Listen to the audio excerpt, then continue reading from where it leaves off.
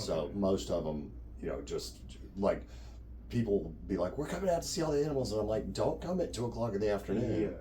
Yeah. Everything's hidden and under the shade. That makes sense. I was walking the other day, and I was like, and I got into there was a little shaded area. Yeah. I'm like, oh, this isn't hell. No, it's not. Yeah, it makes a huge difference. Yeah, I'm old cowboy. As soon as work stops for any reason, I'm under a shade tree. I don't just stand out there in it. I guess all the animals you have are kind of used to heat. Yeah, I mean, somewhat, yeah. I feel bad for anyone who has a dog that's like a husky. I don't know what kind of dog it was. I was in Midtown and someone was walking a dog and it just looked like a little bear. It wasn't a chow. It was like, I don't think it was like a Newfoundland, but it was a big, just hairy dog. And I don't know if there's that thing of thinking that, if you shave them down, they even get hotter. And I'm like, just. Yeah, because I know the animals have like different types of fur. Right.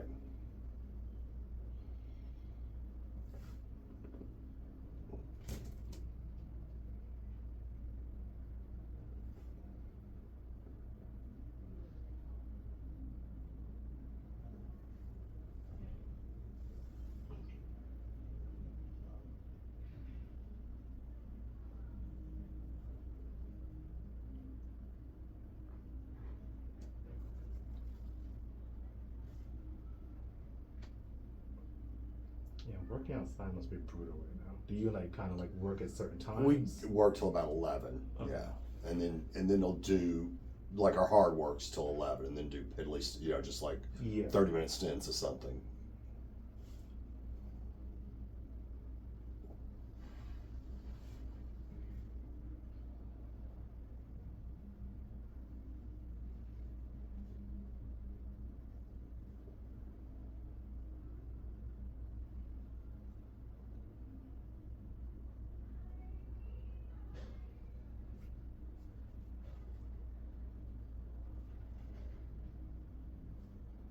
I mean, your clothes are just soaked in sweat. Yeah.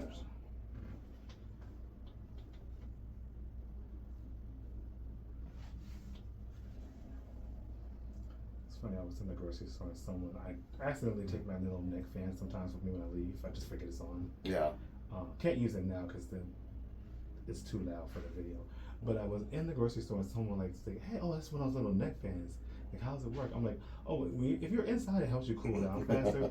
I'm like, it does nothing outside. Yeah, outside it just blows hot air on. Yeah. I'm like, it's like I can turn it on full blast, and I forget that I'm wearing it. It's just too hot.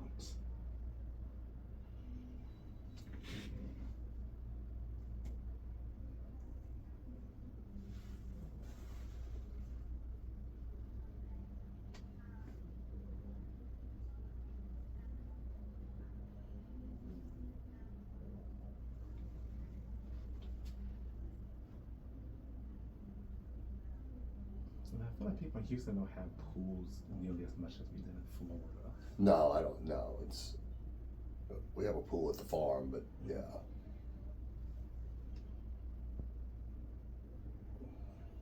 Right now, there's every third house has a pool. Yeah.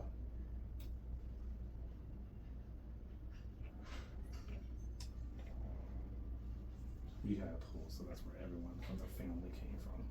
Came to our house at parties. I think Florida, it's expectation because it is I think you get more visitors in Florida. Like, you live in Florida? We're coming to Florida. Yeah.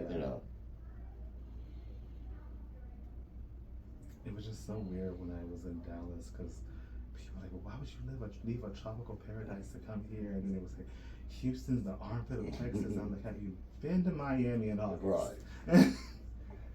You know the Everglades, that swamp? Yeah, it all blows that way. Yeah, it is the swamp. We just drained it, but you can't change the climate.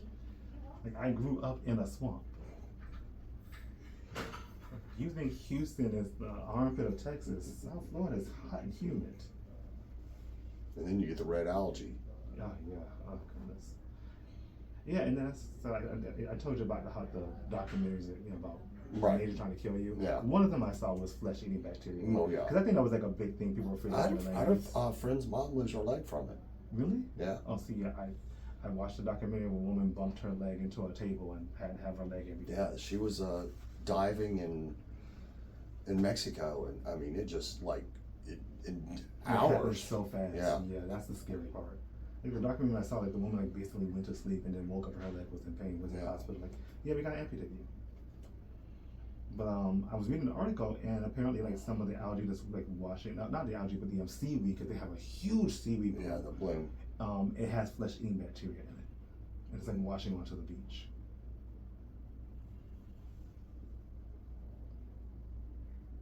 I was like, see, I'm already like terrified of nature. I don't need to hear that. It's always out there trying to kill you. Yes. People are like, oh, we should go camping. We should go in the nature. I'm like, no, nature's horrible. We worked so hard to get away from it.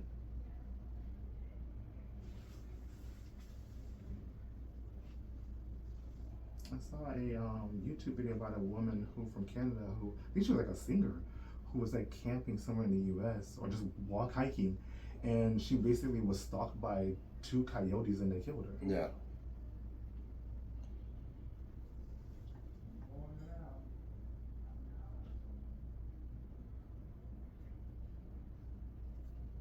It's like, that's nature, not a cute dog.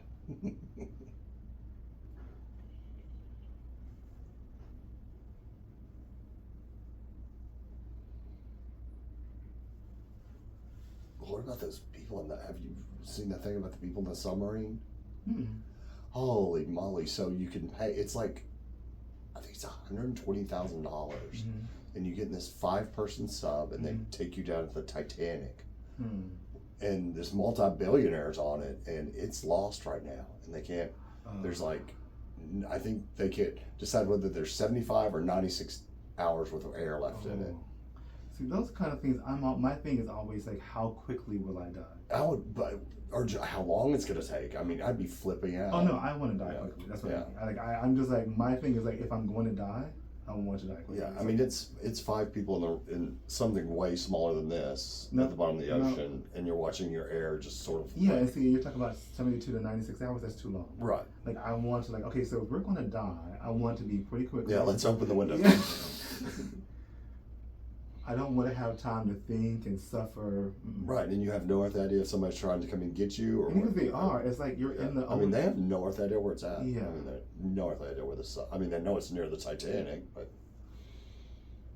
It's like that kid who jumped off the boat and was probably killed by that shark.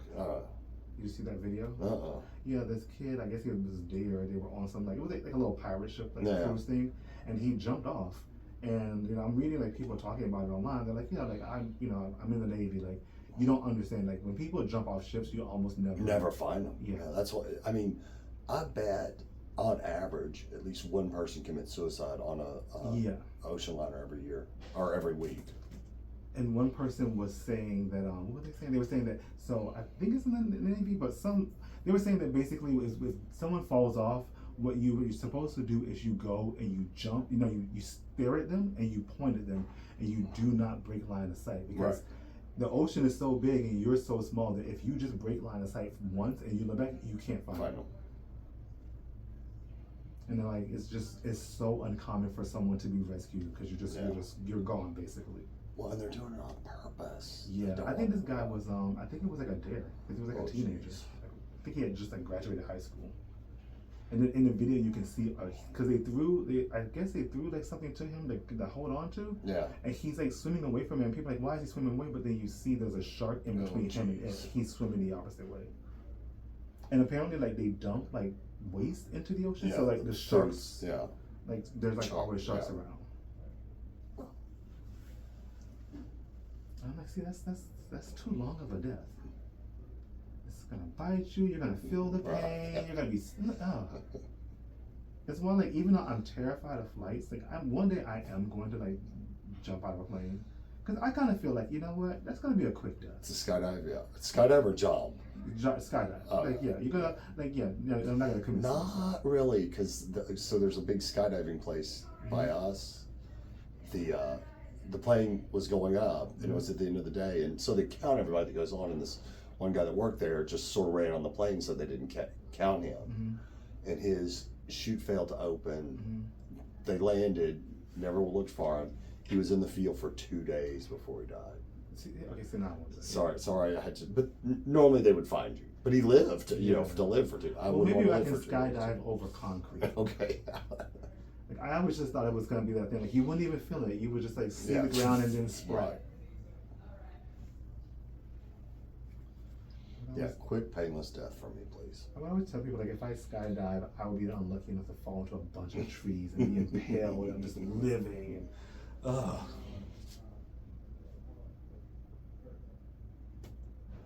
It's also like skydiving. Every time I see that, I'm like, how is that not whiplash?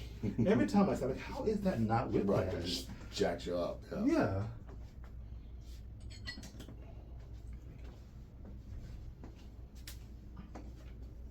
But that's always been my thing. I just want to die quickly.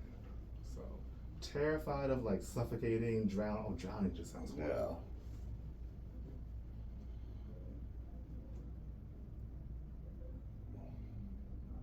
I try not to be in situations where I'm going to be stuck in a submarine. Yeah. For days. It'll be interesting if they find those people in time, but I'd be flipping out. Yeah.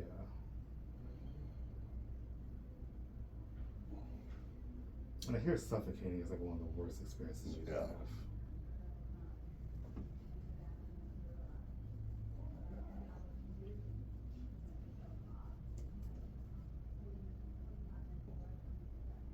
I think you said no, but you guys don't have any like carnivores. No. Omnivores, I guess. No. So no like bears. No bears. Closest we came was Kotamuni, and but they bite you. They don't eat you. Okay, what do they eat? They're like they're like a big South American raccoon. Ooh. But they're very sweet because they run in packs, and so like they want to be with you. I see. Okay.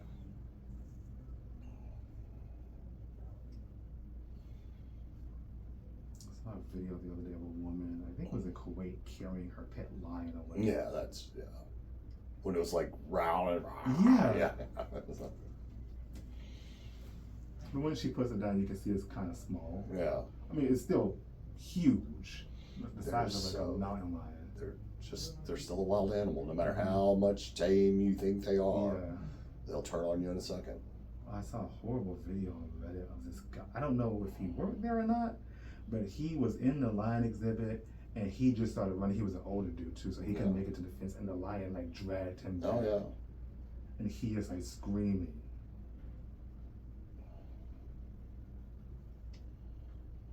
And the bad part is, I mean, the lion probably technically didn't do anything wrong, but they still have to put the lion down. You know, it's like, wait a minute.